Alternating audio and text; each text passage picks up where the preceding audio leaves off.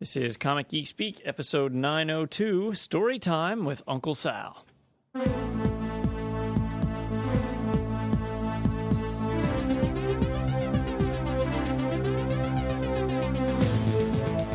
Welcome to Comic Geek Speak. I'm Brian Deemer. I'm Jamie D. I'm Brian Crispin. I'm Peter Rios. And thanks for joining us. This episode of Comic Geek Speak is brought to you by Fan Expo Canada. Yay! It is very close now. Pants, what are the dates here? Friday, Saturday, Sunday, August 27th, 28th, and 29th at the Metro Toronto Convention Centre. You can go to fanexpocanada.com to see the huge list of people that are coming. Just so many. It really is Gary Frank and John Romita Jr. That's pretty cool. You don't get to see Gary Frank very often. And It's first North American convention in like over 10 years. Awesome. And JR is just, my personal And favorite. again, some newcomer, Stan Lee, I think his name is. That joke is really old now, I Pants. know. Yeah. So go to fanexpocanada.com, check it out. And not only is there awesome comic stuff, there's also sci-fi, horror, anime, and gaming. And it's all done in a really nice, convenient way. So check it out. It's we're going to be there. We'll have a booth. And we have a panel Saturday at 6 o'clock, which is a great time then because the show is over at 7. So you go to our panel from 6 to 7, then the show's over, and then all the listeners will be there, and you just go out to the big listener meetup. It's perfect. Join us. Go to Fan Expo. Be great. All right. It's time again for Uncle Sal. Oh, boy. He needs no introduction. Absolutely, yeah. If you haven't heard an episode of his, be prepared. If you have heard an episode from him, You're welcome. yeah, Be prepared. Yeah, be prepared. Except no substitute. Sal on CGS and just gold. What are you guys having, a circle jerk over there? What are you doing? Well, we do sit at a circular table. Yeah, we do Close actually. enough. And we yeah. are jerks. At least I am. Wait a minute, there's actually three voices, do I hear? Or because usually I get like one or two guys, and the rest of you guys, well, such and such had to wash his car, and the other guy is removing asbestos from his garage. I always hear some kind of bullshit. Oh. There are actually four voices in the room, so Yeah. More voices, okay. That's nice. I think I've come full circle. It was like being on a Tonight Show, and Kenny Rogers was the host for a while, and then and then Peter always had some kind of fucking note from the teacher, and he had to clap one time, and See, I'm here. he had fucking crotch crickets another time. Come on, I'm here. I purposely. But you're like you're bragging. Aren't you fucking supposed to be there? I mean, it's like your fucking attendance. You're getting like Jesse, where you show up, and I'm supposed to be grateful that you fucking show up. It's like that Chris Rock joke. I take care of my kids. Yeah. Yeah, You're supposed you're to fucking take care. supposed to be here. It's not like those Toronto fucks who show up and you're supposed to be thankful that they're there to ask you for shit. Oh, come on. Let me tell you something about those fucking assholes from Canada before I get started. Wait, who are you talking about? I asked them to do one fucking thing for me at San Diego. One thing. Okay? You know what I asked them to do? We shipped out 10 cases of Rough Justice that booked by Alex to give away to all the fucking freeloaders. Okay? They never showed up. Because, with hillbilly trucking or fuck do I know. They're in California. They're too busy sucking each other off. I don't know why it never got there. But it never got there because the unions at the convention hall just take it in the ass to the power of 10. So I send these three nitwits out to get me. I say, guys, get me a dozen copies of Rough Justice, right? Now, we're not at Verdun, and I sent them out to get grenades and ammunition. I sent these three Canadian fucks to get me books, comic-related books, which is basically, come on, it's like trying to find fucking, herpes, in the Castro district of San Francisco. Not real hard. Now, mind you, I'm catering to these three jagoffs all weekend. They need badges. They need hotel rooms. They need to lose their virginity. Anything you could think of that I fucking do for these guys, right? So they come back and give me these sourpuss updates every hour on the hour, which, like I believe it. Real bad soap opera acting. Like, oh, Sal, we haven't been able to find it. It was just, we've been looking everywhere and we haven't found it. We lost our ass and we haven't found that either. And we're from Canada. We don't know what the fuck's going on. Why the fuck we didn't just take Canada over? I don't know. And just keep it and say, look, this is ours. Shut up, play hockey, and leave us the fuck alone is what we should have done a long time ago. So one morning, I'm like Jonathan Winters in Mad Mad World. I happen to walk down one fucking aisle to take a piss. And I turn around, and there's a sign bigger than my ass that says Rough Justice available here with a huge thing of Superman with piles of them. I mean, literally like they're giving out government cheese in Jesse's neighborhood of Rough Justice. And I go, will you fucking look at this? These three cocksuckers have been looking for 4 days, okay? And they come back with this, oh, Sal, oh, God.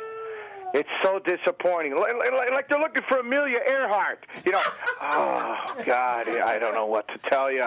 We haven't been able to. These assholes weren't looking. They weren't fucking looking at all. And I turn around and I go, you motherfuckers. And I go, when you need shit and when you need favors, you come to me, like, oh, and I feel like fucking Shirley MacLaine in terms of endearment, give my daughter the shot. I want to just fucking kill all three of these guys. The next time they need some shit from me, I can't wait. I just can't fucking wait. I'm going to be like fucking Joseph Mengele in Auschwitz with these jagoffs and say, fuck all of you ain't coming in. Fuck you. Oh, my God. Well, fuck yourselves. You're all jagoffs. Because when they need shit from me, then Sal, listen, you got to help us out. You do us a solid. They talk like they're fucking, Jermaine Jackson of the Jackson 5 with the do us a solid and you're my dog or whatever the fuck they say. I can't understand them because I'm old and shit now. I asked you fucking idiots for a copy of Rough Justice, which that's on a scale of 1 to 10, it's like a 2, unless you're fucking retarded or from Canada, which is the same thing. I'm sorry. I'm sorry. All right. I had to let. That was one I've been carrying for 2 weeks. It was like a blister on my ass. Oh, man. So if they call you up and tell you their fucking version, that Tiziano and Ty and Chris the Greek, and who the fuck else could I throw in there? 2 other names of some French-Canadian assholes that can't decide whether they're French or Canadian or what they are. They just pick a fucking language and decide to go, you get all cute with it, and boo the national anthem games. Go fuck yourselves is what I say to them. Oh, Ladies and gentlemen, Sal. I'm sorry. I'm sorry. Our newest ambassador to Canada. Guys, how hard is it to get a copy of Rough Justice at San Diego? Really? It doesn't sound like it would be that hard. I bumped into Chip Kidd twice, the author of the book out there. Oh, really? Come on. How hard is that? You had Bud Plant. You got and I couldn't get away. I'm like, guys, I can't leave the booth, but these hillbillies will rob me blind here. The guys that work for me, they just steal all the time. I got to be like the Korean at the wig store, sitting on the ladder, making sure that they don't steal everything during the fucking street fair. And can you do me a favor? Can you give me a couple of copies of this fucking book, please, so that I can at least pretend like we're professional? Because you put Chris Roop in charge of shipping, and it's like I asked him to fucking cure polio or something. It doesn't happen. Oh, my God. Wow. That was a big bust. Yeah. Wow. Some people were just thrown under. Jag-offs. This is what I'm surrounded by, guys. Don't you understand? This is why in the weeks leading up to San Diego, Sal's Facebook updates are always like, more work for San Diego. I'm going to kill myself. Yeah. It's too much, and this is now we understand. Yeah. San Diego used to be so much fun. Let me tell you something. It used to be so much fucking fun. Now it's like I'm back to finger banging in the back of my Cutlass. I've gone all the way back. There's nothing fun about it anymore. Okay.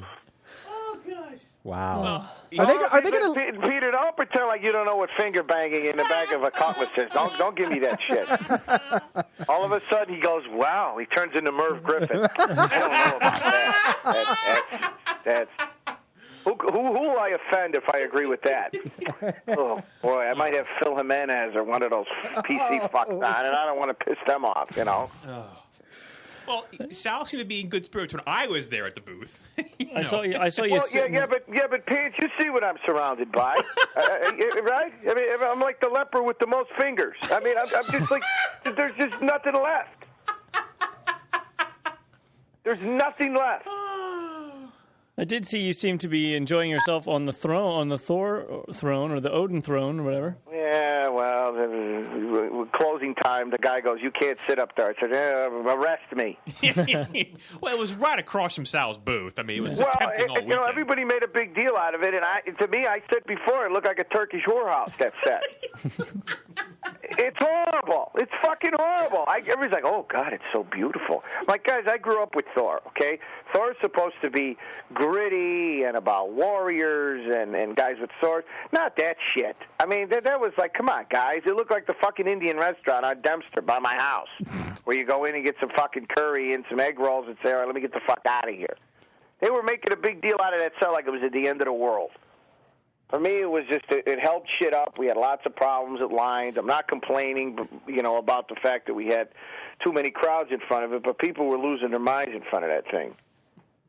Did you see the trailer? Did you... I saw the trailer. That's the other thing about San Diego. Most of the cool shit, I got to see it when I get home. I don't get a chance to see any of it. Yeah. I saw it on YouTube, you know, before they pulled it off. What'd you think? Hey, my thing with these superhero movies is I reserve judgment until they come out. Because I've seen trailers that look cool, and then the movie sucks, and then I've seen trailers that look like shit, and then the movie turns out to be great. So as long as they treat it with respect and they do a cool job with it and they don't do it tongue-in-cheek, you know, I'm happy. You know, I think it's cool. The Destroyer looks very cool. That was always one of my favorite characters for Thor. And they had the armor there. San Diego looked very cool. I don't know about the Hopkins playing Odin, because Odin's always supposed to be like, you know, the ultimate badass. You know, and I don't know about Hannibal Lecter, you know, playing Odin. But what the fuck do I know? You know, they don't ask me. I thought the guy from Mad Men was going to play Captain America. I thought that was cool, and then they got this guy. But again, I'll reserve judgment till the movies come out. Boy, I'm glad I didn't start off with, hey, how was San Diego? San Diego's great, man. I mean, I don't know how you guys feel about it anymore. I know there's still a lot of people that hate it, but you know, it's gotten a lot more expensive. It's gotten a lot crazier. I think this bullshit about the moving is getting to be a little bit insulting at this point. You know, this shit about these constant fucking, you know, mindless rumors about them going to Anaheim and L.A. and Vegas and Florida. I think it's the biggest crock of shit. It's like New Coke. You know, it's the biggest crock of shit I've ever heard in my life. Shit about them moving. It's like, where the fuck are you going to go? You know, when they've got more, their three biggest complaints were revenue streams, attendance, and hotel rooms. Attendance? Okay, you got the hotel room situation worked out. Well, attendance in the sense, Pants, that you had to cap it at 125 when you in theory could get a lot more. Okay. And then you had to cap the booths, the exhibitors, when you say you got an 800-person waiting list. Well, you know, and then you say you could get more revenue streams out of other things, which means you could generate more money from a lot of other shit going on. That's all total horse shit, because when you walk around San Diego, every sign, every pedicab, every hotel elevator, that shit all has to be run by San Diego, and they get a piece of every single one of those. So, I mean, look at the town now. The town has become one giant whore. I mean, it is one. Every gallery, every little pizza shop has a sponsor now at this point. Yeah, he's right. Okay, which is fine, you know, because the movie people need a place to pimp their TV shows and, you know, whatever. But every bus ad, every, you know, Russian prostitute, they have to give San Diego a piece of the action. every penicillin concession, every plastic fist that Jesse buys for his room, Every one of you sure? Every copy of fucking Kindle or Blue Boy that those Canadian fucks buy and read, that they get a piece of that.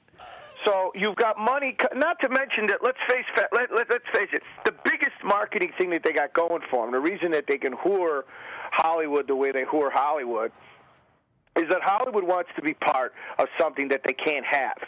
And that's what you got with San Diego. You've got a sold-out venue, and they create this allure of why does Xbox constantly underproduce their product the week it comes out, or iPhone, or those people? Because you create this buzz of these people standing in line and sitting outside the door for this product you can't attain.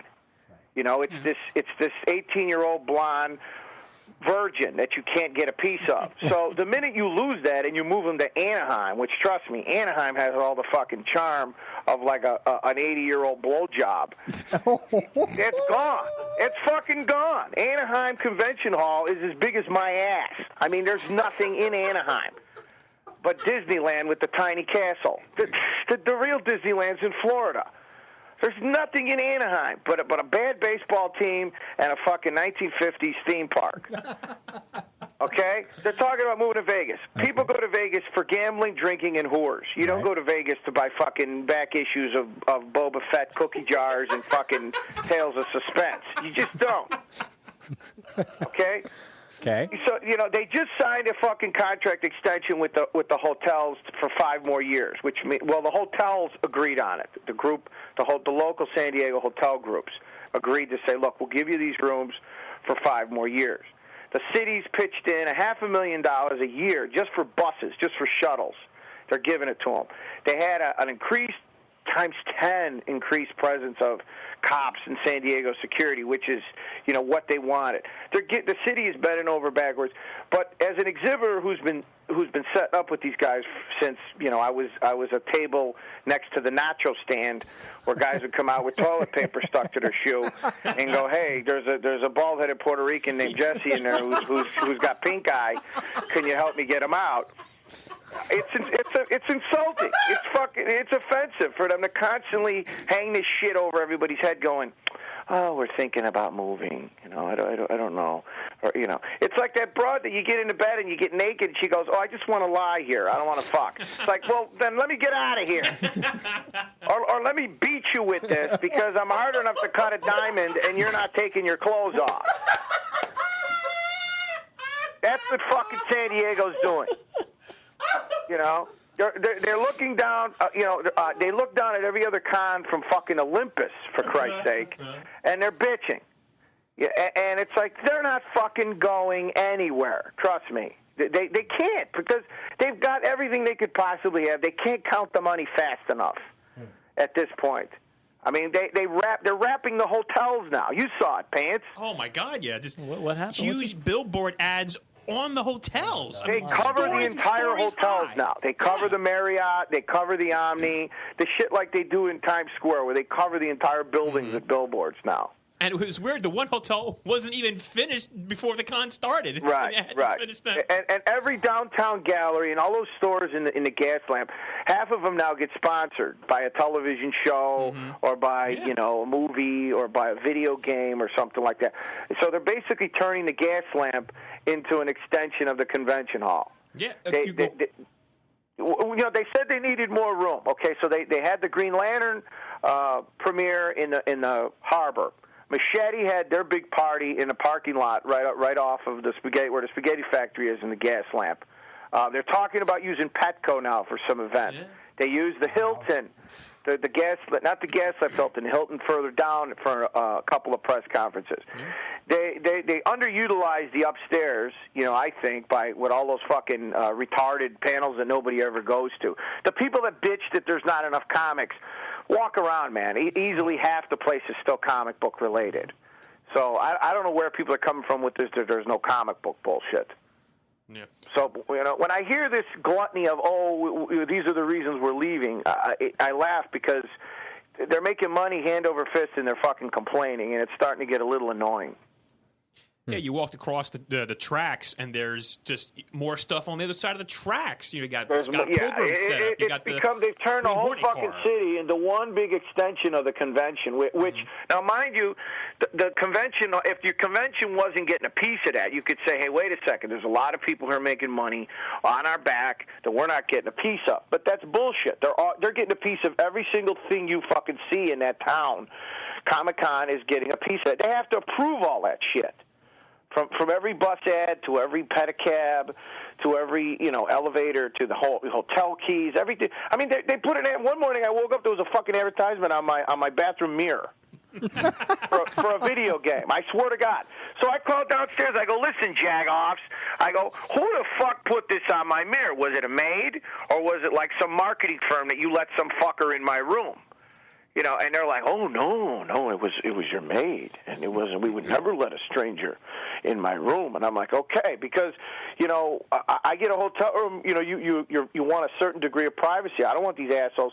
First, they used to put the thing on your door, on your doorknob. They would put a big advertisement, right. And usually, in my case, it was just like some fuckers needed money, or as a bill for something that somebody did, or one of my nephews threw something out a window, or some bullshit. But in this case, it was for some fucking horrible video game, or cornholing Canadians or some shit like that. I don't remember what the fuck it was called. Oh. Hey, I heard the interview you did with Pants. Yeah. And you said, you were talking about people coming up to you about when you're going to be on the show, and that it was up to Brian and I, and so you're busy and we don't want to bother you. We bring you on every now and then. People ask, and all I say was, it's not my show. When they ask, I'll go on. Yeah, but they ask me like I have some say-so in it. I'm like, guys, it's not my show. I can't say, hey, I want to be on the show. But what did you say about Brian and Pants? What did he say? He said something about Brian and I about like, well, those two, when the mood strikes. You guys, it's like you're turning into Charlie Rose on PBS, where you only have guys that have some social significance, and then they see me and I'm like fucking Pookie on the Jersey Shore now, So I'm, but which, by the way, her fucking manager comes over to me and goes, "Yeah, hi. I forget this guy's name. He's a horrible human being. He just better hope God has a sense of humor. This fucking guy, because he'll fucking sell his mother's eyes and climb over his dead sister to fuck his aunt. So he comes over to me and he goes, "Yeah, hi. We've noticed that a lot of booths now are hiring celebrities and movie stars, to come to their booths, and it draws people in, and you get a buzz, and you get photo ops." And I said, yeah, go ahead. Who do you got? I thought maybe he was going to say Leonardo DiCaprio, or the fuck do I know? Randy Stryker, or Harry Reams, or Candy Sprinkles, or Harry Paratestes. Somebody good, I thought, right? He goes, Snooki. So I said, all right, listen, who the fuck is Snooki? I never fucking heard of Snooki. He looked at me like I was crazy, like he said President Obama. He goes, you're not familiar with Snooki? Do you watch MTV and the Jersey Shore? I go, Jagoff, look at me. Look. Do I look like I need to watch the fucking Jersey Shore? My whole fucking life is the Jersey Shore, asshole. Jersey Shore? That's like me asking you, do I need to give you a fucking, a cock-flavored popsicle, you piece of shit? You don't fucking need that. You already know what a cock tastes like. Jersey Shore? I was like, what the fuck are you talking about? So I'm going to pay some hair farmer skank, which I got fucking to the power knee-deep in my neighborhood, to come sit at my booth. And it's like, is this bitch going to buy any art, or is she just going to sit here and fucking smack her gum and tell me how many fucking, dicks she can hold in one hand at one time, some shit like that. Oh, shit. Oh, my God. Snooki. Who the fuck is Snooki is all I want to know. Sal, I would have had no idea either. Oh, my God. Right? It's like, Brian, who watches this shit? I don't know. I mean, it's MTV. You got to be either a fucking idiot or you got to be a teenager. You know, or you got to be a fucking young person with nothing to do. I don't have fucking time to watch MTV. Last time I watched MTV was a fucking, it was like it was a Jay Giles band video I was watching on MTV. Yeah, the last time I watched MTV, they still played music. Yeah, Right, exactly. yeah, there was videos. There was fucking videos. I gave up when they started that Real World bullshit. You know, where who's fucking who, and he stuck his toe in my ass in the fucking hot tub, or some bullshit like that. So I guess I'm not going to be seeing Snooki in New York at the at your stand. Listen, Jamie, I don't even know who the fuck Snooki is, but I can tell you this: I'm probably related to her for all I know. Aren't we all? There's a little Snooki in all of us. Yeah, I mean, come on. These broads that show up with no fucking panties and they cross their leg, it looks like a taco. You want to kill yourself with some of these things. Snooki. I looked him right in the eye and I who the fuck is Snooki? I thought he was kidding. I thought it was like the pet chihuahua on the Taco Bell commercial or something. I said, Snooki? Oh, that's What awesome. the fuck are you talking about? I mean, they look at that he was bringing fucking Meryl Streep over or some shit like this, you know? Some fucking cunt from a reality show that nobody gives a shit unless you're in high school. I mean, you know, come on.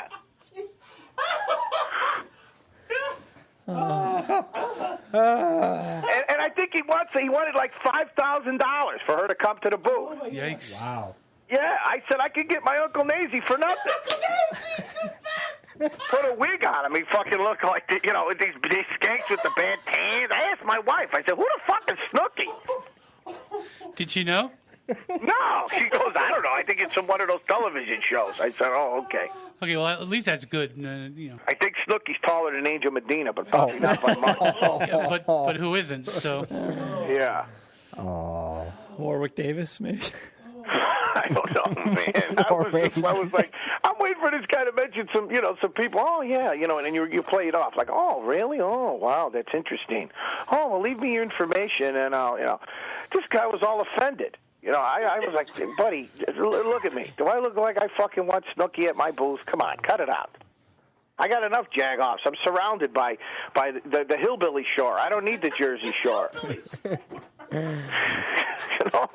Do you get any celebrities who come up to the booth that you can talk about? Yeah, you get, but the problem with celebrities is they've got this mindset of they're so used to getting one, getting their ass kissed, two, getting everything for free, that you oftentimes come across as being rude to these guys because I'm not going to cater to these idiots and give them free shit.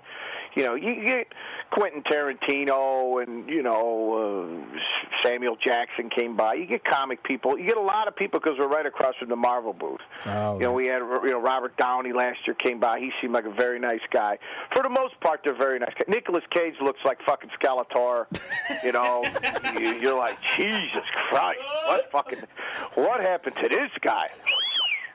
That Priscilla Presley pussy just sucked his soul right out. I mean, there's nothing left of that guy. Holy shit. Even Ghost Rider said, who's going to play me? I mean, like, fuck. Ghost Rider's still pissed off in getting a lawsuit against Marvel over Nick Cage playing him. Like, what the fuck was that about? And you get some of these other guys that claim to be people, but again, I don't even know who the fuck they are. They'll say, hey, that's the guy from, and they'll mention a show, and I'm like, guys, I don't know. I don't know. It's the Twilight guys or some fucking vampire guy. I'm like, guys, what am I going to do? Yeah, I had a similar thing. There was an art dealer way down at the end. Well, he had some gorgeous art, and everyone seemed to know who he was. Turns out it was Glenn Danzig. I guess he's like really big into art and everything. Yeah, well, Danzig used to be back in the day. He was a big art collector, huge art collector. I mean, he had like him and Kevin Eastman had a really serious collection back in, I want to say, the mid '90s. Danzig, and then Danzig, I don't know, like a lot of guys, they wound up hitting the skids career wise and selling all of it off. So. But Danzig was big when he used to have that Veronica, that company that was putting out those books based on the Frazetta covers and stuff like that. But that was in the mid '90s, And like I said, a lot of those guys, they come around and they throw hints, and then they want free shit, or they expect you to kiss their ass, and it's like, guys, I'm sorry, this stuff doesn't belong to me. So, I mean, unless you want to talk serious, I'm not giving shit away. Unless Alex tells me, hey, give the guy, which isn't going to happen. So, I mean, you're nice. You never. I mean, we get a lot of Hollywood agents and lawyers and entertainment lawyers and people like that wind up buying a lot of shit, especially on the weekends because they come in from L.A. So you always act accommodating, and a lot of times I get them passes and badges and things like that. But that's the extent I'll go. I'm not gonna, give them free shit because they played, fucking they blew Gilligan or some bullshit like that. I just don't have time for that shit. I'm the guy that that cornholder professor. Yeah, good for you. I was Dr. Zayas or some shit. And you're like, wow, fantastic. Got any money? Oh, okay. Well, then get the fuck out of here. Go find me a copy of Rough Justice. It all comes full circle. Fucking asshole. Come on, they're not going to let us go into Canada now if you keep that up. Listen, let me tell you something about these fucking guys. I love Canada, and because it's like, because now I'm going to get all these jagoffs getting on my case about Canada. Love Canada. It's fucking, the people are fantastic. I'm talking specifically these three jagoffs: Chris, Tiziano, and Ty. Those are the jagoffs that I asked very nicely, who I do tons of favors for, to get me copies of Rough Justice, and they completely wiped their ass. And I do a lot of fucking favors for them, and it's like, I didn't send them out to get like the fucking, the Lost Ark, for Christ's sake, I didn't say, go get the witch's broom, assholes, and come back, and I'll let you go back to Toronto. I mean, no, nothing like that. They didn't even look, and they lied right to my face and said, "Oh, Sal, we can't find it. We've looked everywhere." You looked everywhere, huh? Like in the lines of some fucking horrible artist that you're waiting to get book signed is where you were looking for it. I'm going to get a phone call after this episode's aired. Actually, I'm going to get a text first. And your response to any of it is, "Hey, did you ever get Sal a copy of Rough Justice?" That's what you got to ask him. That's what you got to fucking ask him. Because in the end, they never did. I had to get it myself. I had to get it myself. These fucking guys. Did they even try to help me? No, fuck no. Fuck. And I can hear them as they walk away. Fuck Sal. I ain't got time for this shit. And who the fuck does he think he is, asking us to go get a copy of a book 10 feet away? I mean, that's impossible. I mean, his demands, they're not realistic, See, whenever I hear these tirades, I just keep asking myself, so when are you going to have me work your booth, and you'll get a real employee who does what you need to do? It's like the problem. Tiziano is like, I love the guy. He's a sweetheart, and he does a tremendous job with Toronto, as you know. But, it's like once he gets to a con, man, he's got another gear where he doesn't hear you anymore. He just doesn't. He's so focused on getting his own shit that it's like he has no more time for me or for anything else. Like the fucking guy was going out taking cigarette breaks every 20 minutes. Well, there you go. San Diego. I don't smoke and I don't buy stuff at conventions, so I'm perfect. You buy shit at conventions, you don't? No, I mean, I if I'm walking past a booth on my way in the morning and I see something, I might get like one trade paperback for an entire convention. That's all. I don't have money to spend.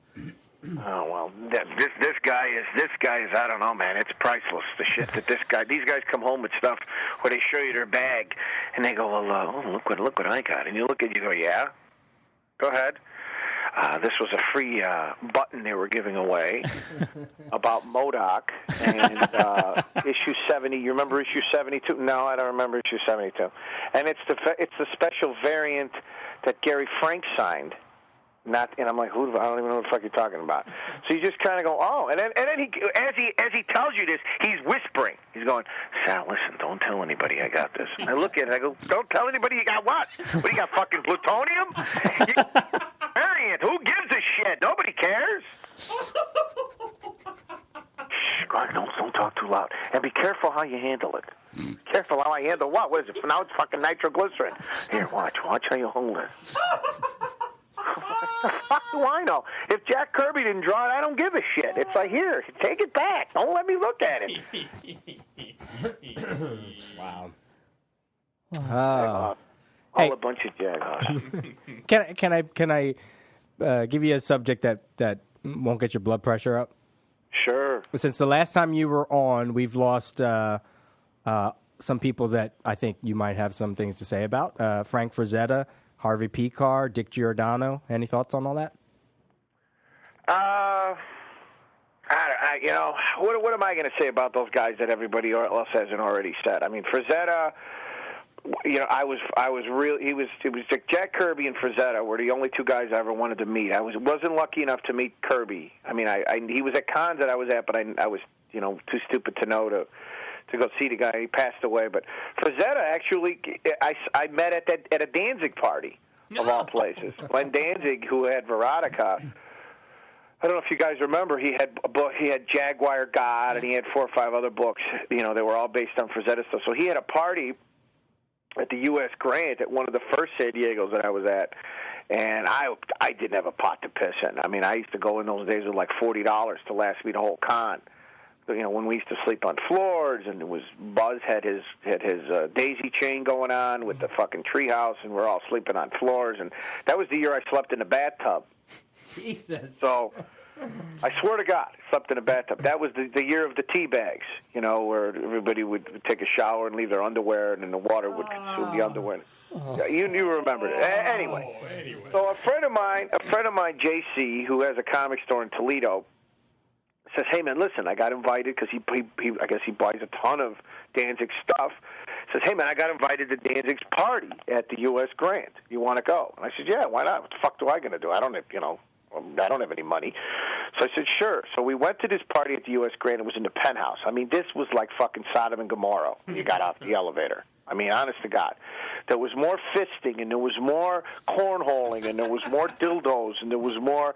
I mean, honest to God, I'm not kidding. There were just whores everywhere screwing each other. It was ridiculous. Now, me being Italian, my first goal was, where's the buffet?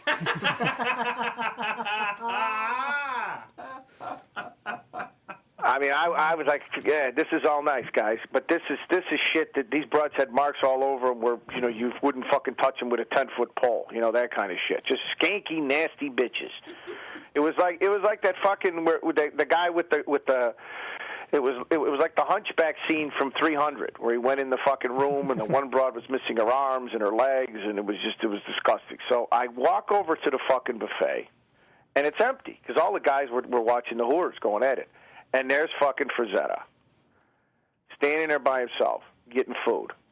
Now, mind you, this is pre-stroke Frazetta. He's had a couple of strokes over the last 15 years, 20 years, so he's kind of, his health's gone to shit. His face was a little fucked up from strokes, but this was before that.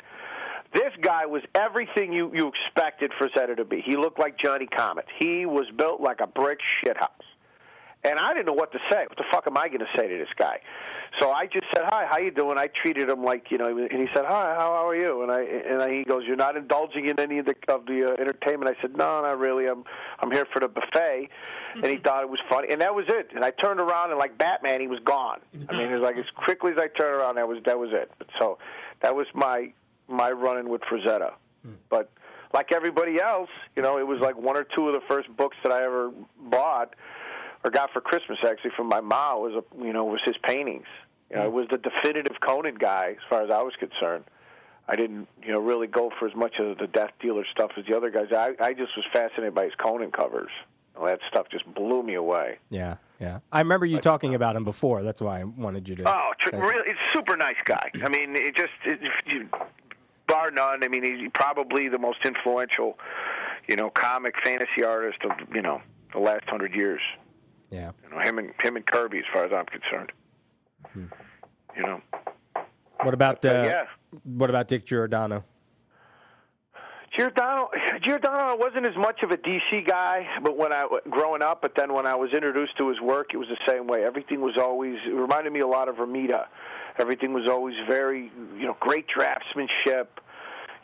Clean lines, lots of definitive, blocks of areas, and just everything just made everybody look pretty.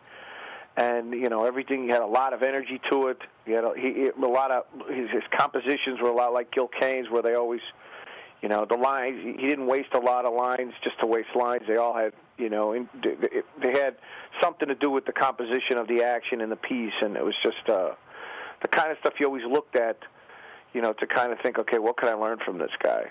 But great stuff, man. Yeah.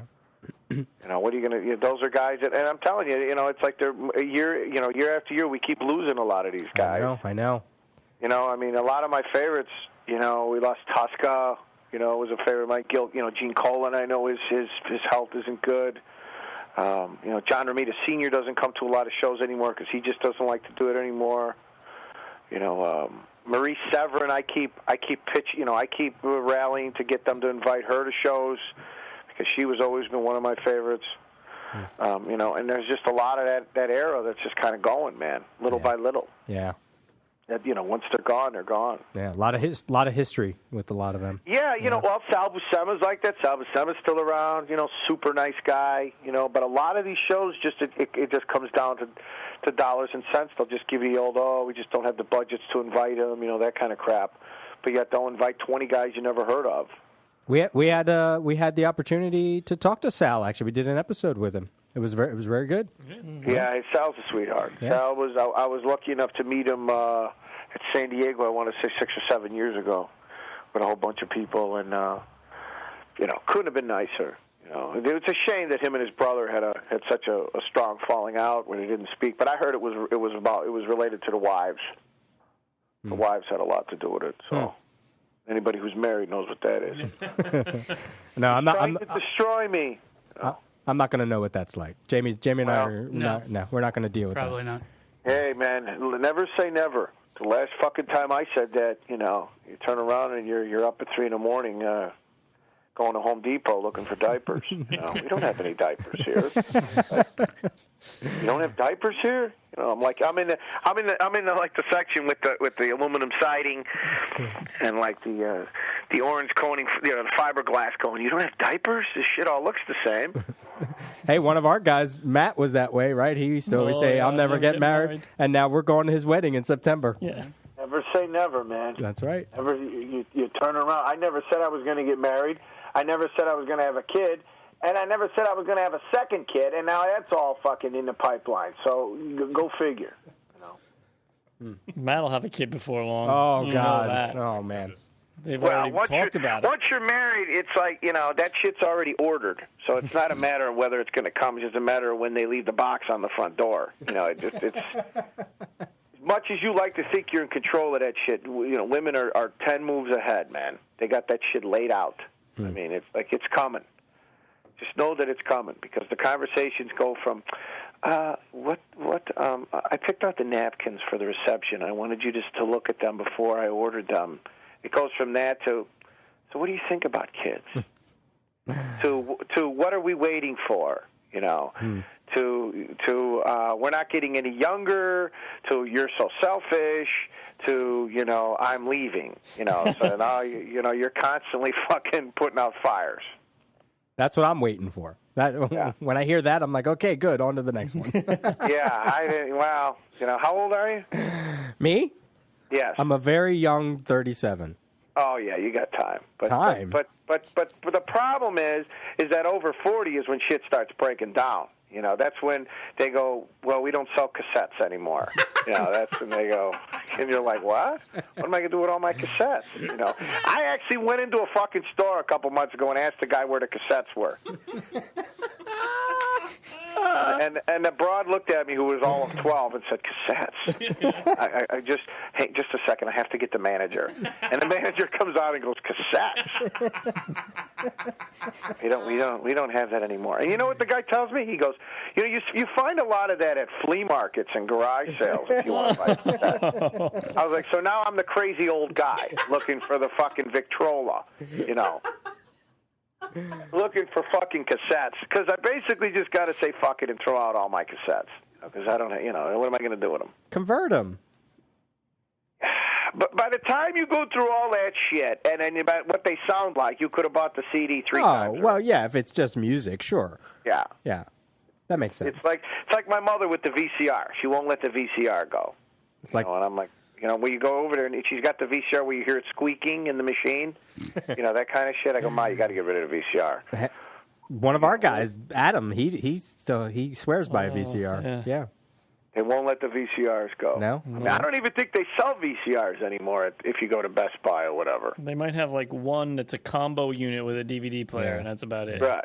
But in the end, you're fucked. You got to, and then you got all those tapes, that you bought from Columbia House when you never paid them. Remember? 25 for a penny. They're still looking for my ass for for my Santana, and you order shit that you go, the best to share. What the fuck did I get this for? Because they run out of shit, and you got 4 left, and then there's nothing on there that even, Freddie Fender, or the soundtrack from The Graduate, and you're going, what the fuck am I going to do with that? And then what I used to do, because I did those things, I would come up with a fake name because I had all other addresses, my sister's flower shop, and I used to recommend, so I would get 10 myself, 10 more from that. With BMG, my brother and I had it down in the system. It didn't matter if you had the same address. You just had to have a different name. Different name, yeah. So I would do Brian Deemer would invite Richard Deemer. Oh, okay. And so Brian Deemer would get 4 for introducing, and then the other guy would get 4, and then I would cancel Brian Deemer, and then B. Richard would invite Brian Deemer again, and we would just go back and forth endlessly and just pay the shipping and then cancel. And, that's why I had like 400 CDs, because I got them all for free. Yeah. I was doing cassettes. You guys are all fucking degenerates. You see what I'm associated with? You see what I'm talking about? I know. I made one little reference, and you guys got a whole fucking corner. You're like those fuckers in Malaysia, where you're bootlegging toys and drugs and all kinds of sick shit. You guys ought to be ashamed of yourselves, really. Speaking of calling Columbia House and getting the $30 reward, and I'm telling you, half the shit they send you go, I don't know what the fuck I'm going to do with this. I give it to my sister. My sister's like, I don't want it. Because it's just you wind up running out. They don't have a lot of good options. It's always some horrible shit. Speaking of degenerates, how's Buzz? Buzz is actually, believe it or not, Buzz was on. Every year I have the Jag Off of San Diego awards that I give out, and Buzz was actually on his best behavior. He came with his friend Mike, the cop, and we had a great time. We hung out at the hotel. We got a couple of days after the show where we actually got a chance to hang out at the pool. It was cold, but we hung out anyway, and we went to the game. And I don't see a lot of Buzz at the show because he's doing his thing, I'm doing mine. We kind of touch base a little bit, and then we go on our way. But everything seems good. Seems like he's doing well. I guess his parents are doing okay, and he had a problem. His parents were in their bad health over the winter. Yeah. And no news is good news at Buzz. As long as I don't get a call from the Burmese embassy, I know everything's fine. He always seems mad at us for some reason.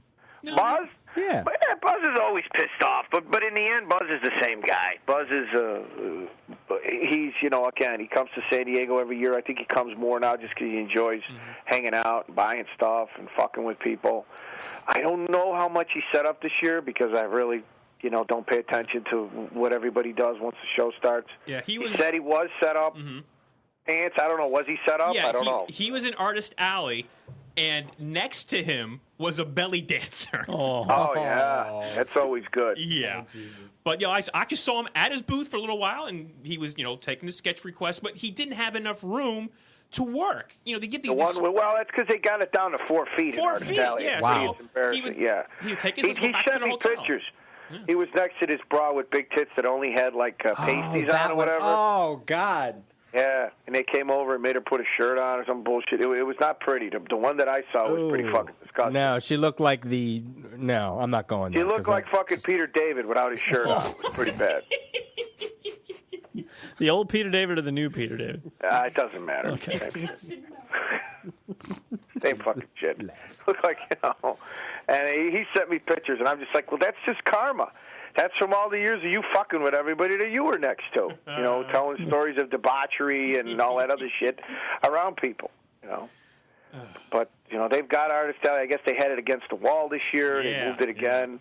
Mm. And it's going to be outside soon. It's just going to be like out back. You literally. Well, it's like it's just one of those deals where it's like if it was any other show, I don't really think you need to bother. Getting a space, I think you're fine. You're more than fine in Artist Alley. For every other show. But I think with San Diego, if they're going to continue to squeeze you like that, you have to. I'm like, go in with a couple other guys like Chris Batista, Lucho. We got a couple other friends that are all on the same page that like to come and go and not stay there all day. And you split the cost, and you more than make your money back because you got a lot more room to put your product out. You got more room to spread your shit around. You got room for your whores back there, whatever it is you're back there doing. And you don't have to, kiss their ass for more space in Artist Alley because it's their polite way of telling those guys to get the fuck out of there is what it is. I mean, literally, Freddie Williams, I was talking to him, he's literally against the opposite wall of he's literally against the wall. Then you have other artists.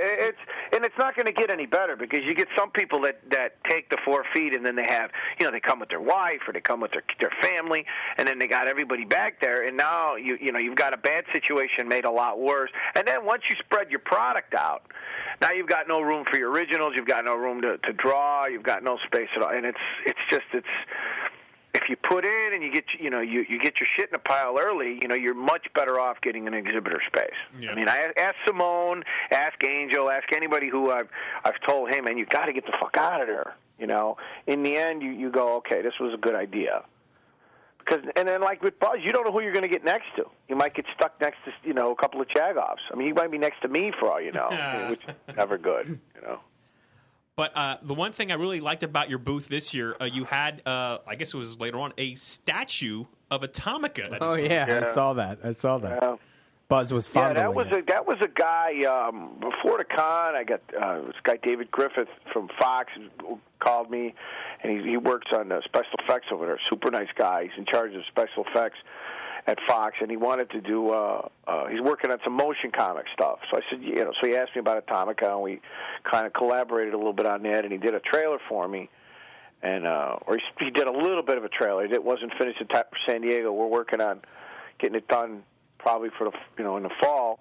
And then, so the guy, David Bryan came and said, hey, he works on movie posters, and he wants to do a couple of movie posters on spec, for people to display at San Diego, and would I mind if he did Atomica as a hypothetical movie poster? And I said, yeah, go ahead. If you want to do it, be my guest. And so he did this sculpt just to be for reference in the piece.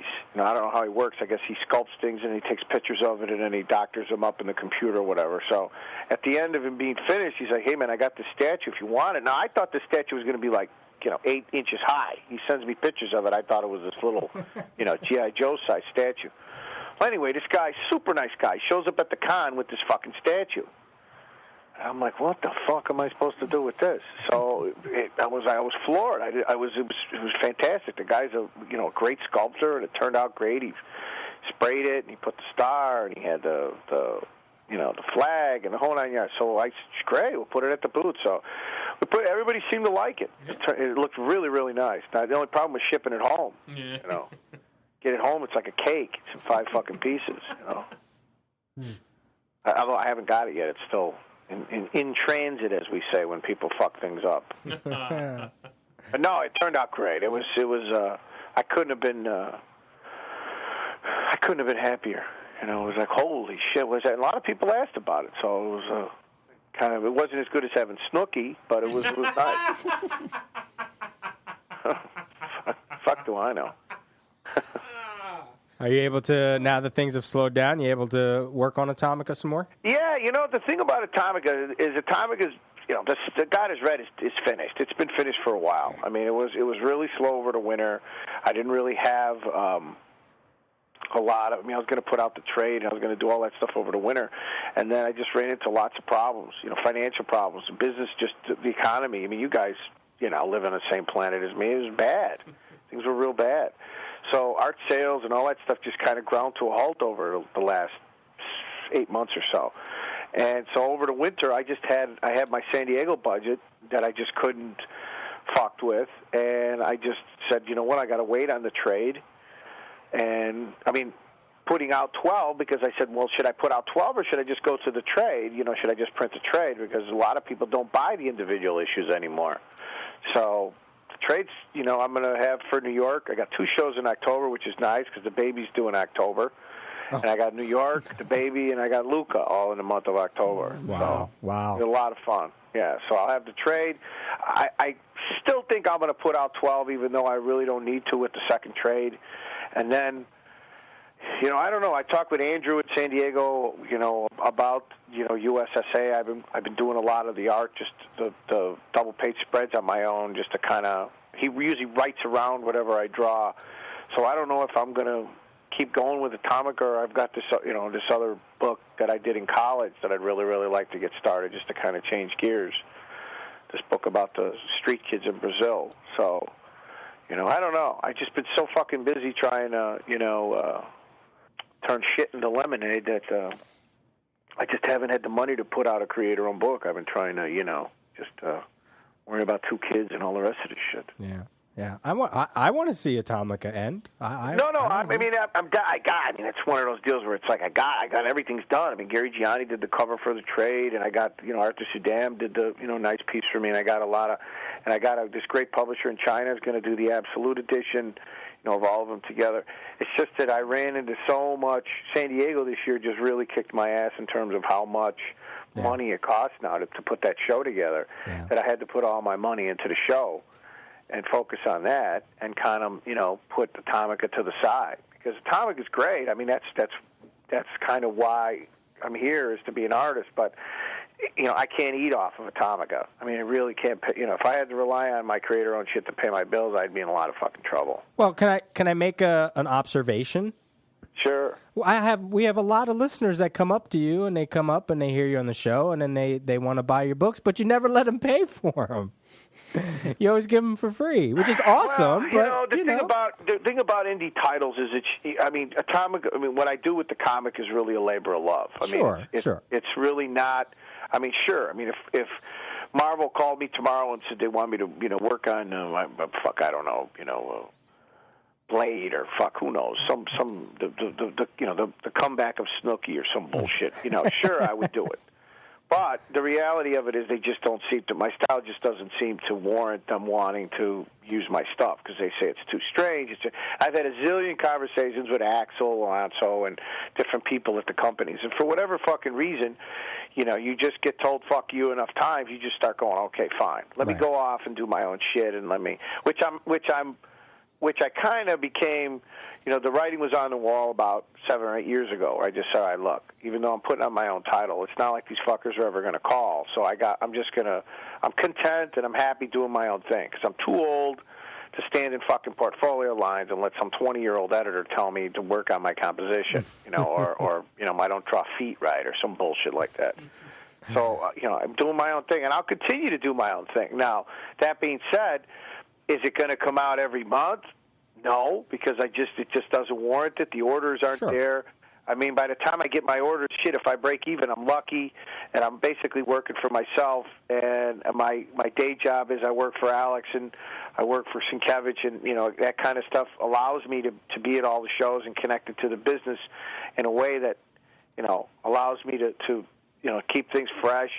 I go through periods where I do a lot more work, clearly, than others. The summer's bad because I got a lot of shows, but I still do Luca and bring all my own shit, and I'm not, going away as an artist, but, Atomica is also, come on, you guys know what the indie titles are like. I mean, it's hard, man. Comic stores just don't, shit, Marvel and DC are having trouble selling books, so indie titles are really hurting. Yeah. So, that being said, this book that I'm going to do after Atomica is something I did in college, something I feel real strongly about the street kids in Rio, and again, it's another labor of love, and I saw my own dough, so I'm probably going to color this one myself too. So cool, wow, great. I look forward to that. Yeah.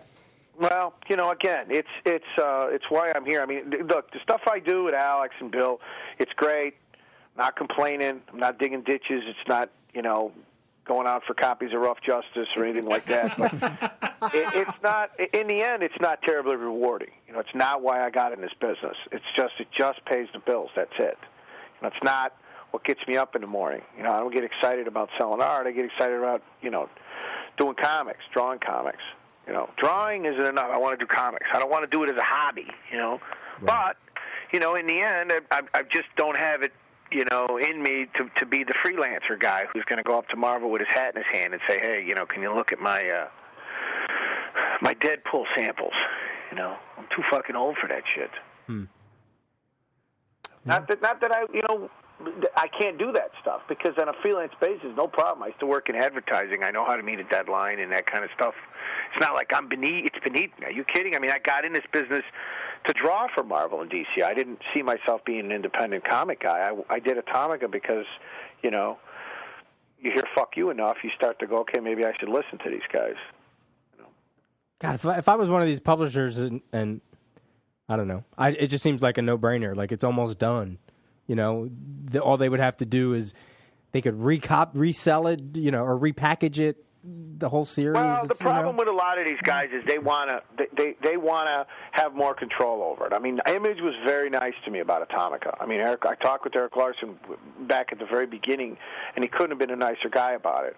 But they want more control over things. They want to tell you to do this and do that and then in the end, when I started with Speakeasy, I mean, those guys were just colossal fuck-ups. I mean, just didn't know what the fuck they were doing from the word go. And in theory, the reason you go with publishers is they're supposed to take care of marketing and distribution, right. And then you're supposed to focus on the creative side of it. Well, that's how it works in theory. But in the end, I mean, you guys know from being in any type of venture, any kind of job, any kind of creative project, no one's going to give a shit about it as much as you do. No one's going to give a fuck about your baby as much as you are. And so now you wind up doing all the work, busting your ass, and then you turn around and you're like, well, what are these guys doing? Nothing. And then in the end, you're paying them. I mean, Speakeasy still owes me money.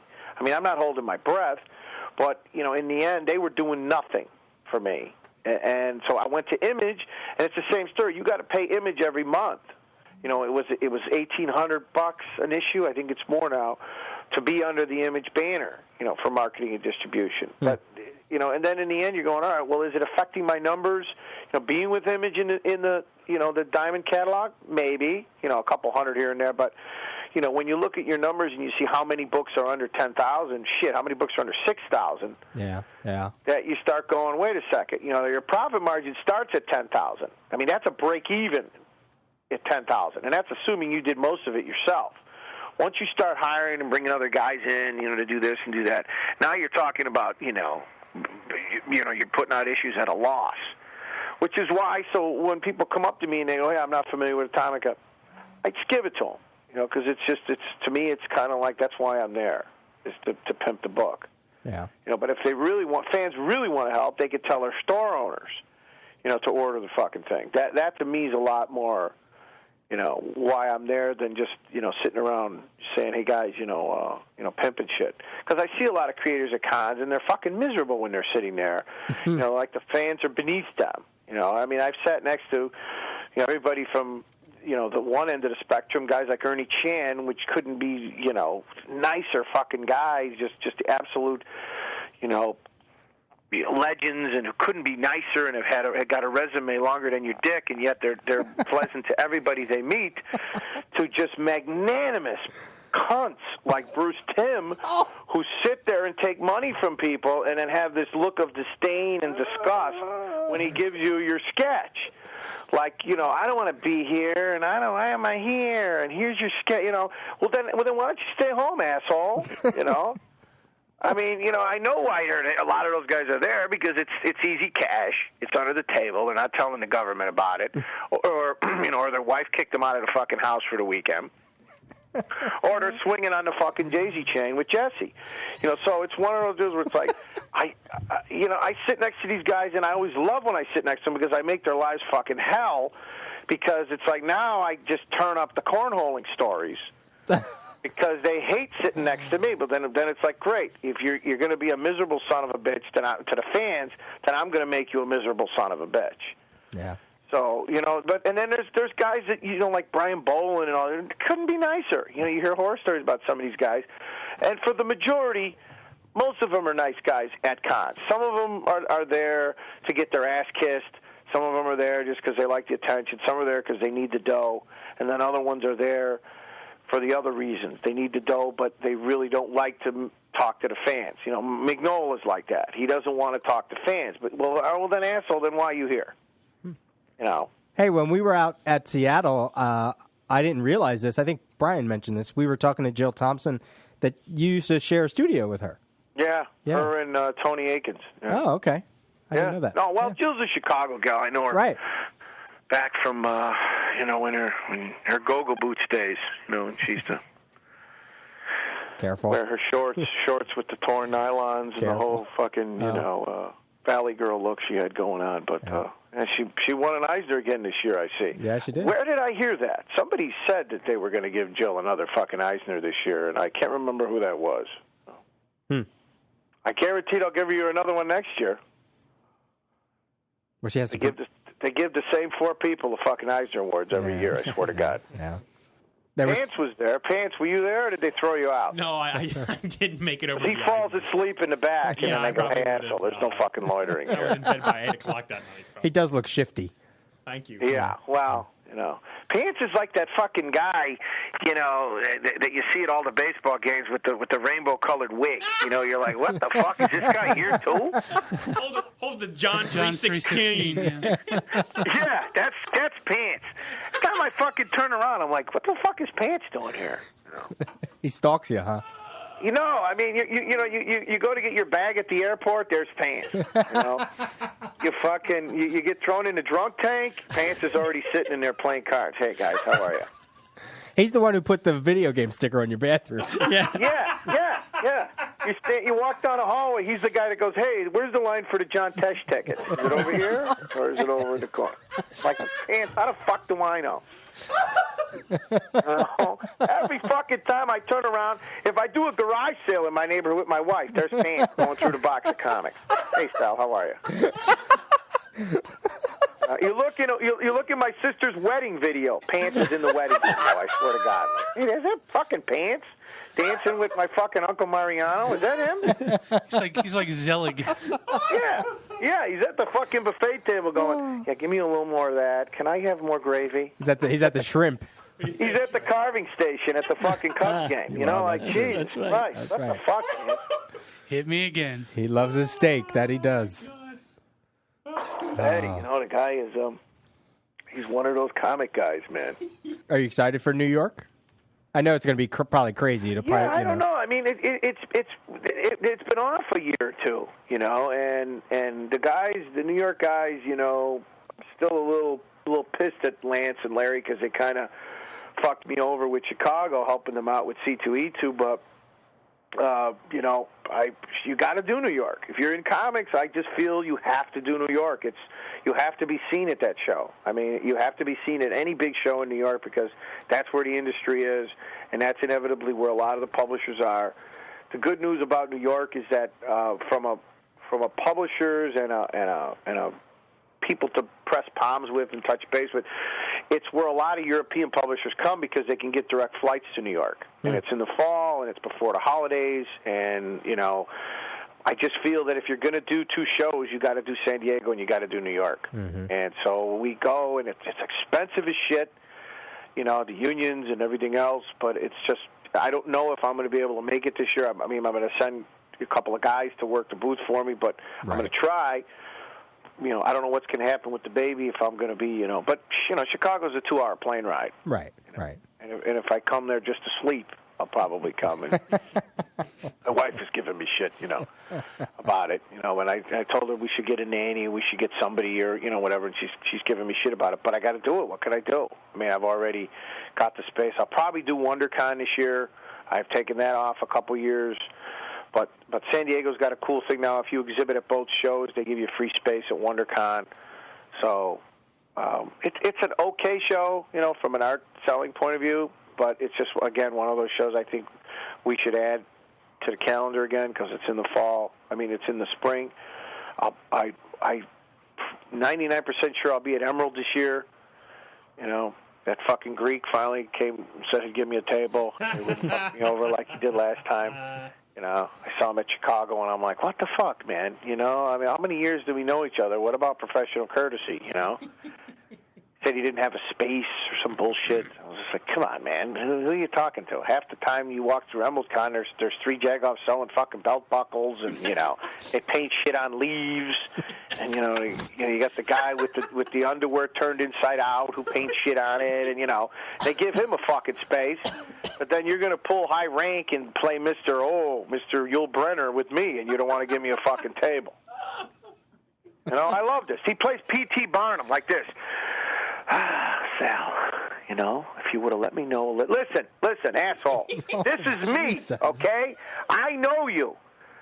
You could play that tough guy bullshit you want with these other guys, but it's like, I just need a fucking space, and I know for a fact that 2/3 of those hippies don't show up. So just give me a fucking table and shut up with that Greek bullshit. You know, he's more concerned about, you know, that band of his, you know, with Casada and them, you know, playing, because you got to, you know, I worry about guys with these bands. It's like, guys, come on, stop it with the fucking band. Where are you going? You know, what are you going to do, Star Search? Cut it out. Give me a fucking table and shut up with the band. I love when they hand you a flyer about their band like it's the Beatles in the fucking, you know, in the cave or something. Shut up and give me my table. Not coming to see your fucking band. Are you high? Look at me. Do I want to see your fucking band? I want to see your band as much as you want to read Atomica, so shut the fuck up and give me my table.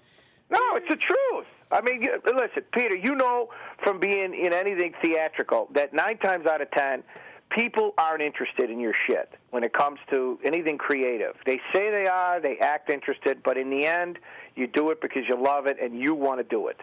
Because people, when they start asking about what you're working on and what you're drawing, 9 times out of 10, I'm talking family now. Yeah. 9 times out of 10, they don't know what you're talking about and they don't give a shit. Right. Because you could see the look on their face after you start talking about it. They're looking over your shoulder going, I wonder if there's any more fucking Polish sausage on the table or Sal's brother Anthony ate the last one. You know, they don't give a shit. So unless you're, I mean, and this is going back to like when you're 5 and you color something and you show it to them. They go, oh, yeah, nice. Oh, it's good. They roll it up and hit a fly with it or something. Go, thanks. So you just grow up with expecting people not to fucking care. You know, you just do it because you want to do it and you love to do it, and that's what you basically rest your shit on. So when the guys go to me, hey, want to come see my band? I don't want to see your band, is what I'm thinking. See you at the con. I'll listen to your bullshit, but that's about the end of it. I don't want to fucking see your band. You don't want to read my book. Don't lie to me. You know, and so let's just stay friends that way. I want to read your book, Sal. Well, yeah, it's because, you know, like I said, you guys, you like comic, but for the most part, you know what I'm talking about. You know from when you got shows, you invite people to come to your shows. How often do they come to your shows? Right. You know? I get you. I mean, it's different. I met your family. They're nice people. My relatives are all jagoffs. It's a different story, you know. Well, what's with the naked guy? What? Who's this? What? Bald guy? What? Who is it? What? What's Alex working on? You know, same thing, Ma. My Ma asks me like as if it makes a difference. Ma, if I told you, would you know? Sure. Working on Green Lantern, Ma. Who? What? Listen, I was watching TV the other, and it starts with that. I go, Ma, I don't know why they put something on television. They don't ask me anymore. You know, I can't call CBS and tell them to take something off. They don't give a shit. Well, speaking of television, I mentioned this to Sal out in San Diego. I saw the pilot for the No Ordinary Family coming up on ABC in the fall. And Michael Chiklis plays a police sketch artist.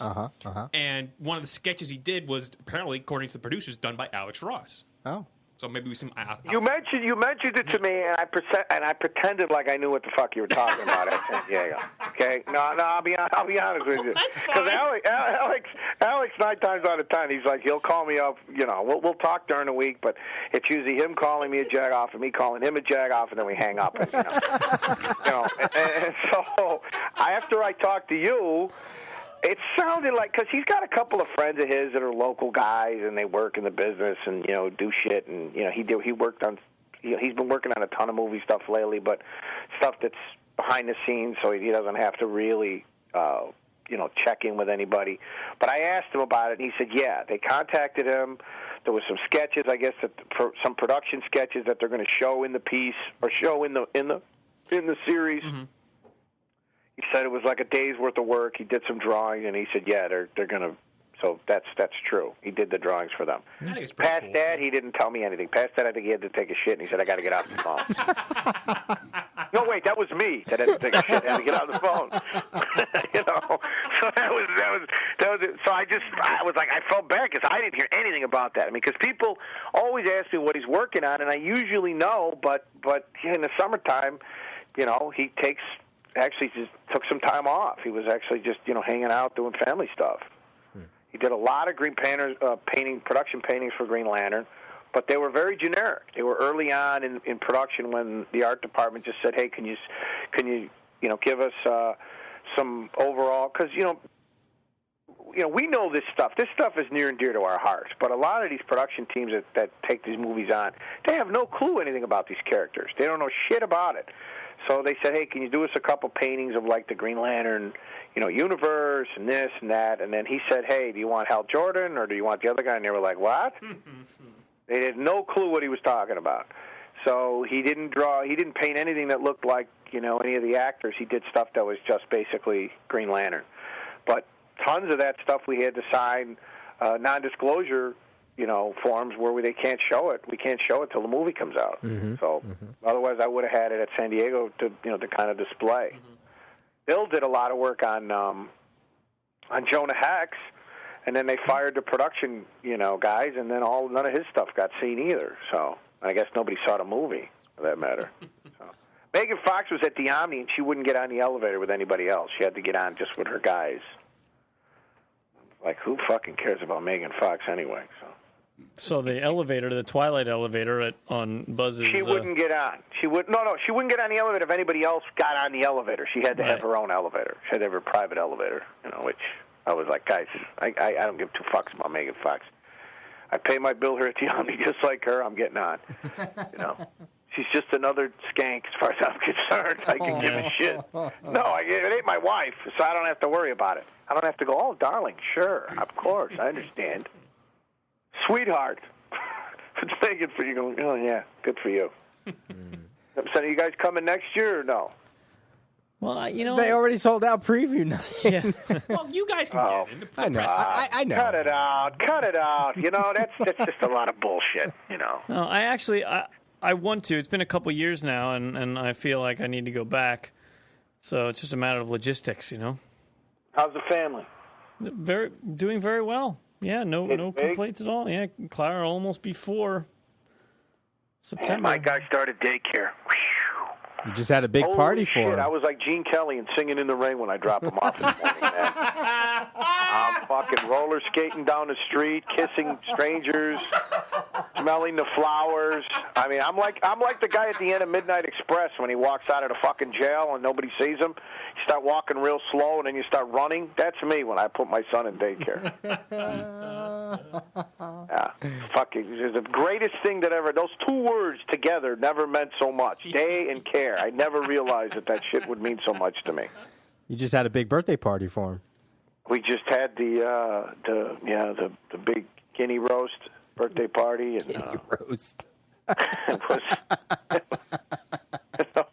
I got the type of relatives that they don't eat all day, when they come to your house. And then they show up and they want to be fed like while they're on the porch walking in the front door, Yeah. But it's nice. The daycare is working out great. We got the other one. It's going to be a girl due in October. So let me sign my life off then. I mean, it's you got I had to move all my shit out of one room to make room for the nursery. So now I live like out of a box. Kind of like I'm like Jason Bourne at this point. I could pack my shit and be out of here in like 30 seconds. If I had. It's like I died. You had to make 2 piles, like stuff you had to get rid of, because I had to keep. And now I literally down to I only got like 8 inches in the closet, so I got to get rid of all this shit. So I give it to relatives like I'm dead, like I found out something's wrong with me and I got to give away all my clothes. Here you go, guys. I don't have room for any of this shit anymore because my wife's having a baby. Well, we'll see what happens. We'll see. But you guys are going to be in Toronto, though, right? yeah. Yep. Yeah. See, I love that show. I was due to go, and I just can't. Man, I got this. Sure. My wife is having a difficult time, and I need to stick around. She was, and then I got nothing until October. Yeah. And we'll miss you up in Canada, but we know we'll see you in New York. Yeah, hopefully, and if not, we'll see you. I really, again, I was looking forward to Toronto. Toronto's always kind of a good time because it's the only, it's a show that it's after San Diego. I know a lot of guys that are going to be up there this year. I know Angel said he's going, Tiz of course, and then Chris Roop I think is setting up with Aspen, and Fletch will be up there. The crazy Chinaman from DC. Always a good time. Fletch is a nice guy. Fletch and I have the same trainer, Dunkin' Donuts, and the fucking Gyros guy by my house. Trainer. Fletch better calm down because Fletch is like he had to have given up chopsticks because I don't know how the fuck he eats as much as he does with chopsticks. It's just not possible.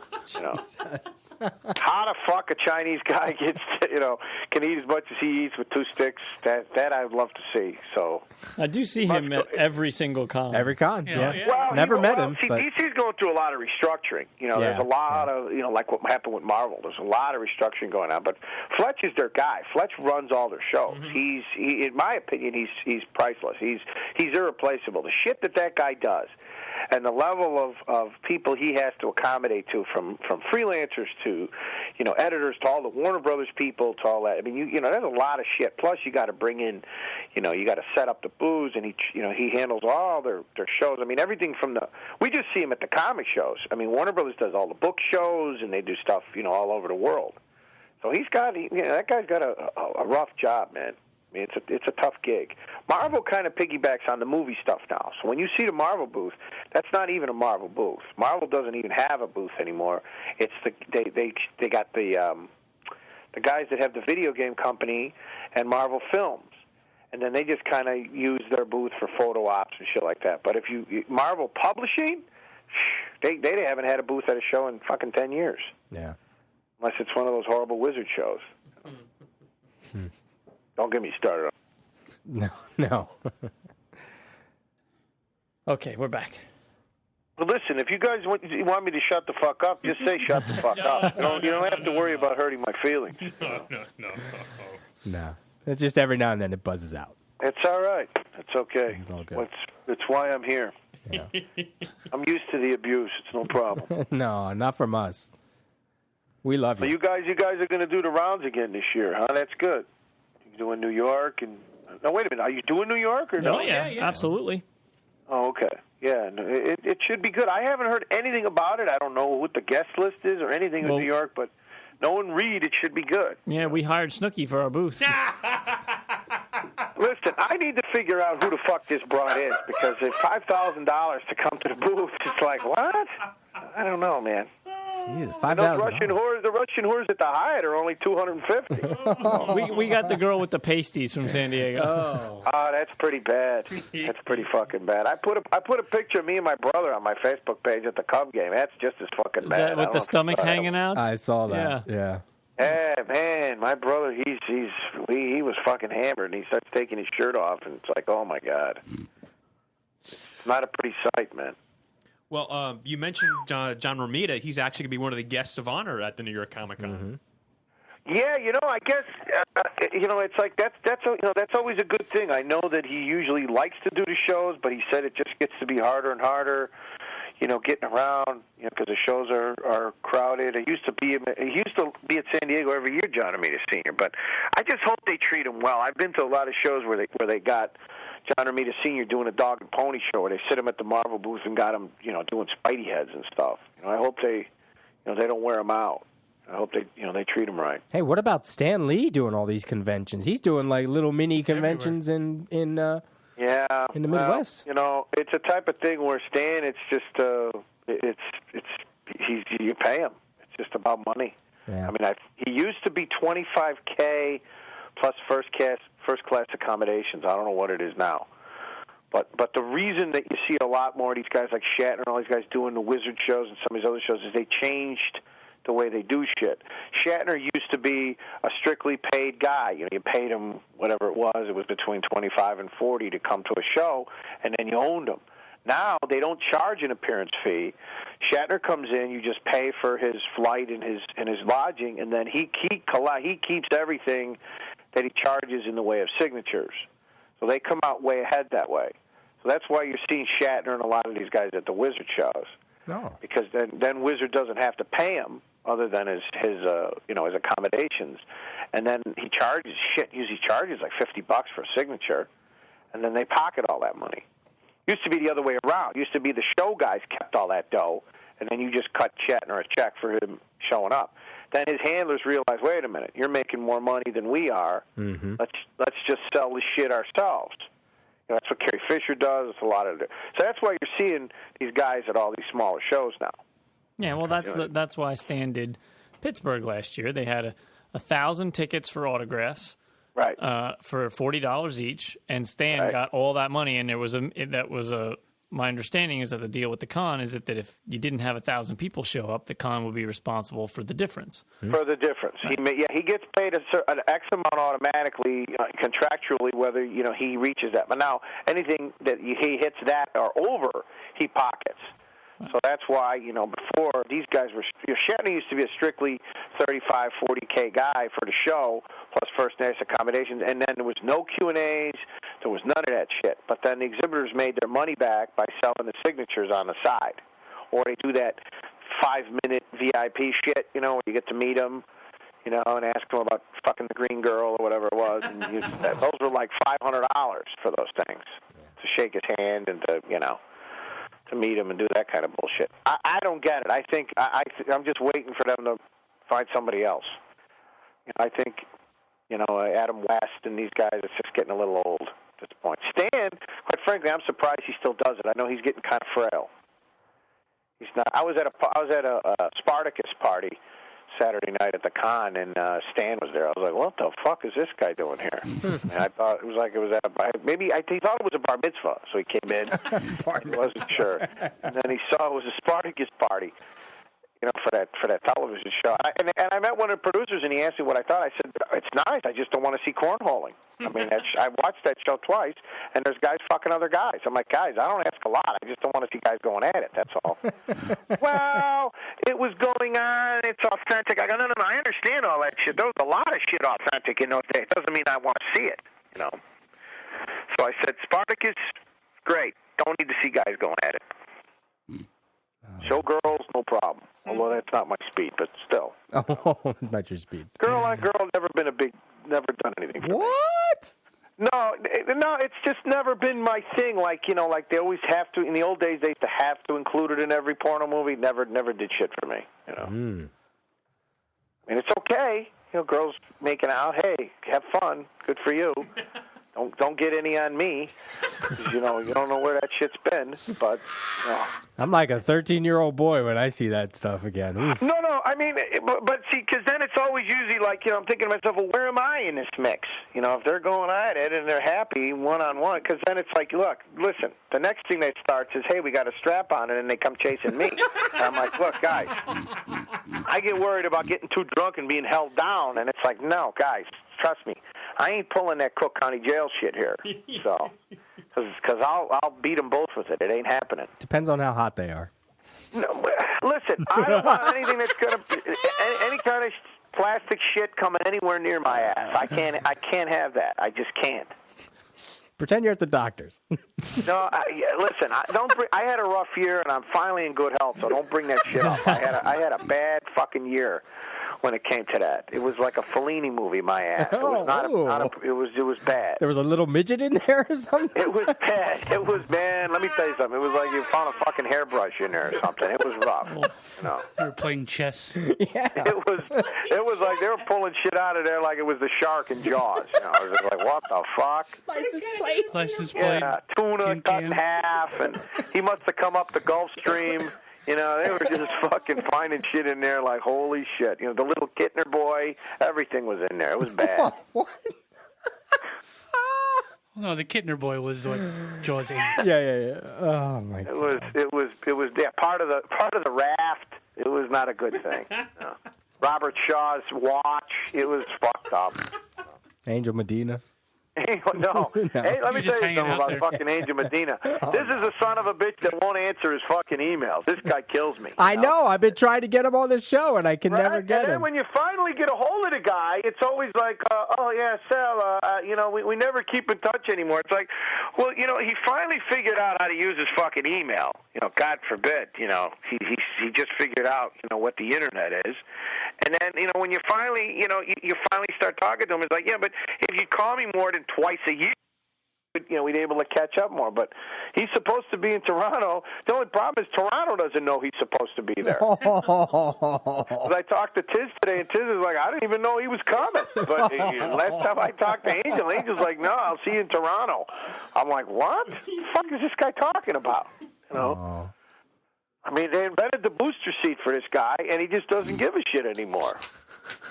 Oh, my God. Well, he's pissed off that they don't deliver the yellow pages to the front door because he used to fucking save a lot of money using those to stand on and use on his chair and shit. And I'm like, Angel, they don't have the yellow pages anymore. They gave that shit up, so you got to fucking bring your own little box.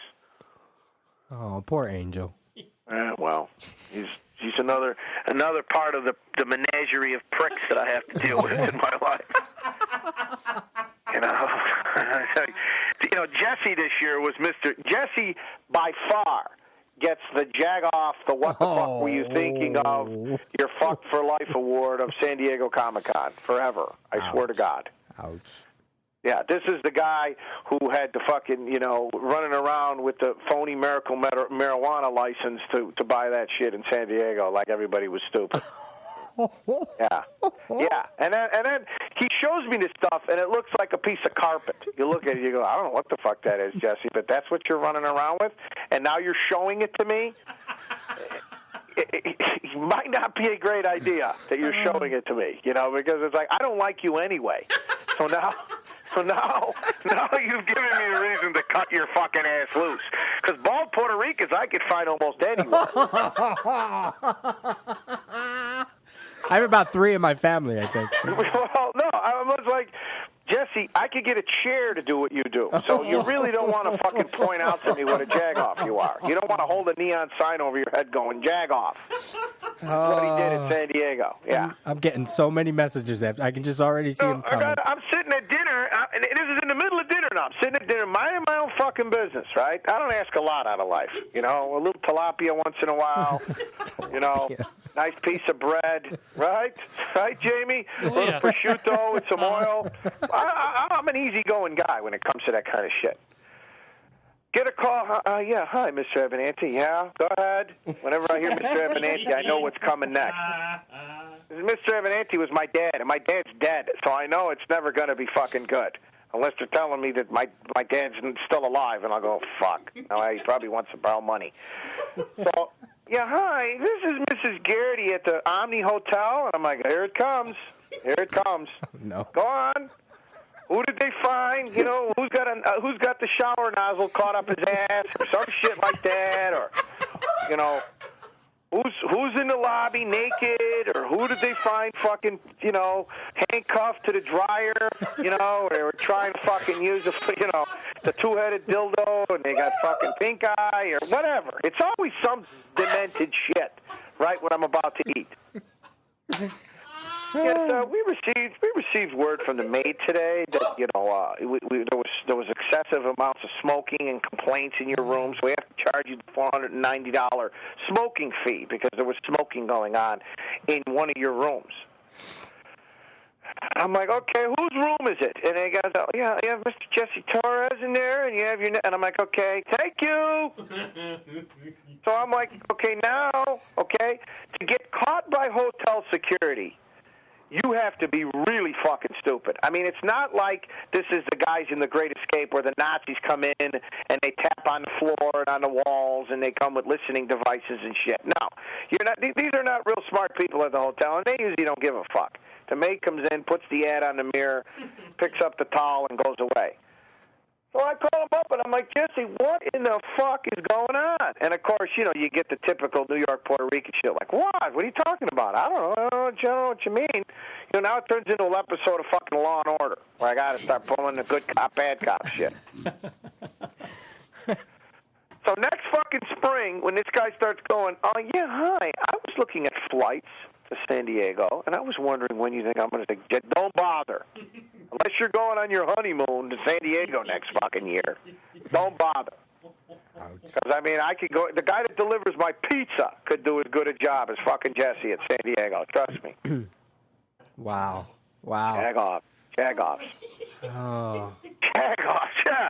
When you get a call from, hi, hate to bother you. Then don't, if you're going to say, I hate to bother you. Hate to bother you never goes anywhere good. Hate to bother you is, yeah, Sal, want some blood in your stool. It's not a good thing, Ew. That's right up there with Jesse going, I don't know what you're talking about. Yeah, because he's running around playing fucking zigzag all the whole time in San Diego. And it's like, listen, let me tell you something. Marijuana slows you down, okay? Not a good idea for this guy. Not a good fucking idea. They did not invent the SATs for this fucking guy, You might want to fucking stay away from anything that fucks with brain cells. You should be reading more. You should be doing multiplication tables. You should be memorizing your fractions. You need to do all that shit. Not fuck around with brains that fucking drugs that slow your brain down, jag off. Some guys, it works at. It's like me with eating fucking Crisco out of the bucket. Not a good fucking idea.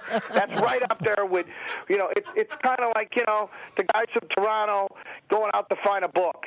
Right up there with fuckheads where you taking shit to separate. Jesse's brain's going, what is this? Is this pot? Oh, he wants us to slow down. Shit, if we were any slower, we'd be asleep. We'd be a fucking tree. They would sit on him in the park if he was any fucking slower. He comes to California and he's smoking this shit that looks like neon relish that you put on your hot dog at the ball game. I don't know what this shit's made out of. And I don't want to know. It's like I'm here trying to sell fucking art to Snooki, and you're in the fucking hotel room playing fucking Abby Hoffman like they're at a Grateful Dead concert. I don't got time for this shit. Oh my God. I don't have fucking time for this shit where you're hanging on the Who's helicopter when it flies away. Who's got time for this shit?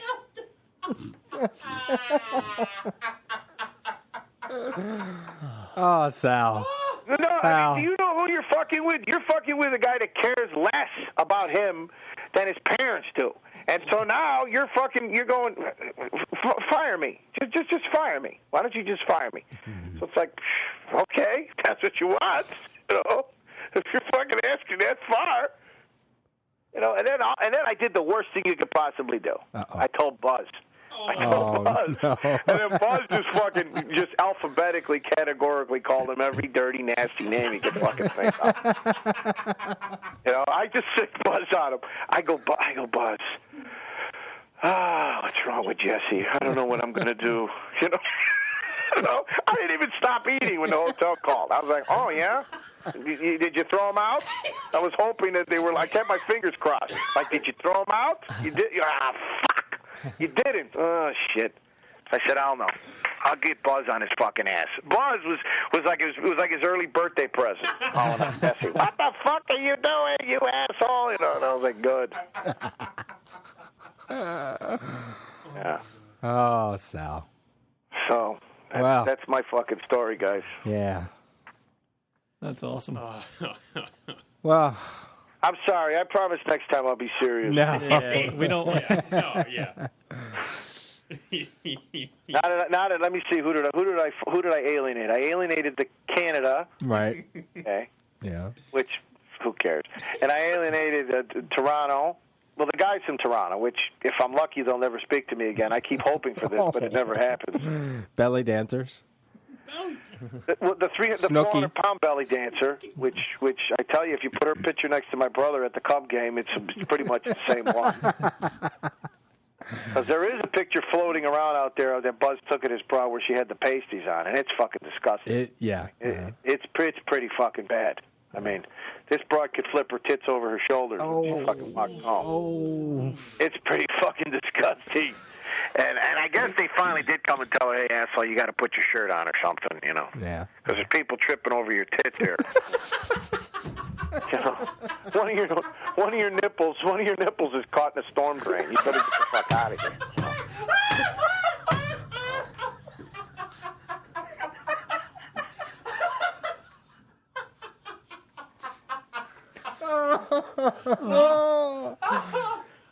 You're slowly making Jamie's back hurt. So I'm sorry, Jamie. I'm you know. Oh my God. Right. Laughter is Talk the best about Marvel medicine. Spotlight or something. Oh no.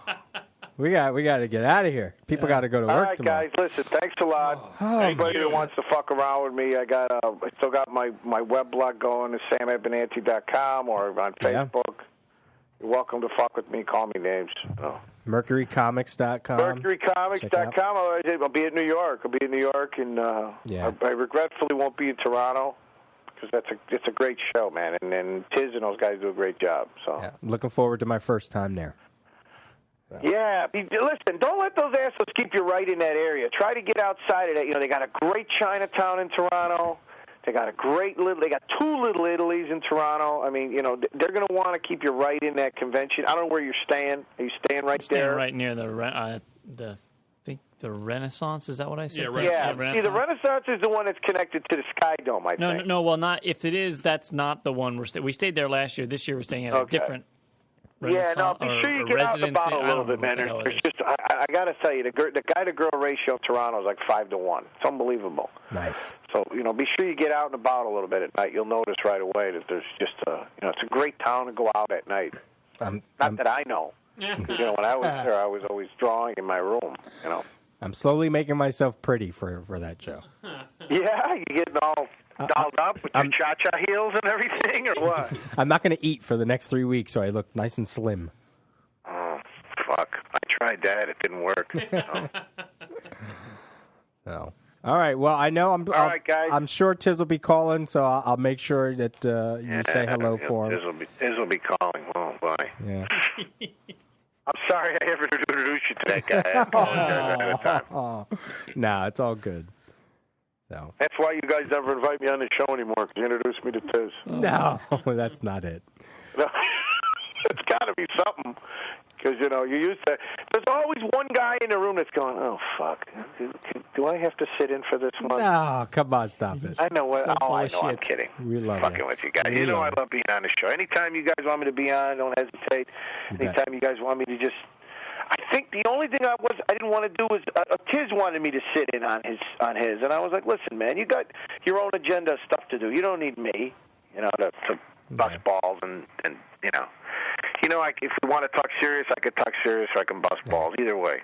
So. Yeah, the back and forth is what we like. You know, you and Buzz, you and Tiz, you and Angel should get on. That's what we should make happen. You know, like I said, I don't know what happened to Angel the last couple of years. He just doesn't, he doesn't return my emails. He doesn't return, even he's on Facebook all the time now, this guy, but yet he won't return any of my emails, I think he's going to be in Chicago next week, the Wizard show. Okay. But I think they were busting his balls about giving him a table. So, because it's all new people over there now. Yeah. Well, all the best. Yep. All right, gentlemen. Yep. Have a good time in Toronto. Yep. Make sure send our best wishes to Karen. That and everything. I will. Yeah, thank you. She's hanging in. We got 9 weeks. So. All right. You're gonna be busy. Maybe I'll come on after the baby's born. Okay. Cool. That's usually when I'm in the best spirits. Well, you'll need to vent then. That's when you'll come. Get me after a couple weeks of no sleep, boy. Yeah, that'll be an interesting show. He'll come on the show. He'll be in the studio because he'll come and get away from it. Right. I'll be staying at one of your houses. That's fine. Like, hey. We got room in the basement. No problem. That's right. That's right. All right, sir. All right, guys. Have a great night. Right. You bet. All right, take it easy. You too. Bye-bye. Good night. All right. Just when you think they can't get any funnier. Oh my God! God, he's a hoot. Oh my goodness! I'm exhausted. Wow. Yeah, I know. Yes, Jamie's over there And I'm spent. yeah, he's like sleeping. Yeah. So funny. What do you that even dude. need to say after that? I don't know. Nothing. I'm sad he won't be at Fan Expo. Yeah. I really was looking forward to that. Yeah. He's a highlight of any show. This episode was sponsored by Fan Expo. Oh, that's right. Yeah. Yeah. Fortunately, he won't be there, but we will. Yeah, August 27th, 28th, and 29th. FanExpoCanada.com. All the information's there. Yep. Get your tickets. And just as a reminder, because I don't think we emphasize it enough, it is not just comics. There's sci-fi, horror, anime, and gaming. Like last year, we've been into gaming a lot. They had a whole open gaming section where people were just playing games. They had like board games and card games and stuff too. And it's not just like video game stuff, like actual physical gaming. Right. So it's a really, really good show. All right, if you'd like to send us an email, you can reach us at comicgeekspeak@gmail.com. Visit our website at comicgeekspeak.com. Follow us on Twitter. We're comicgeekspeak. Leave us a voicemail. The number is 215-279-8839. Join the conversation at thecomicforums.com. We want to thank everyone who has donated to the show. We really appreciate it. And as always, we are uniting the world's mightiest heroes, one listener at a time.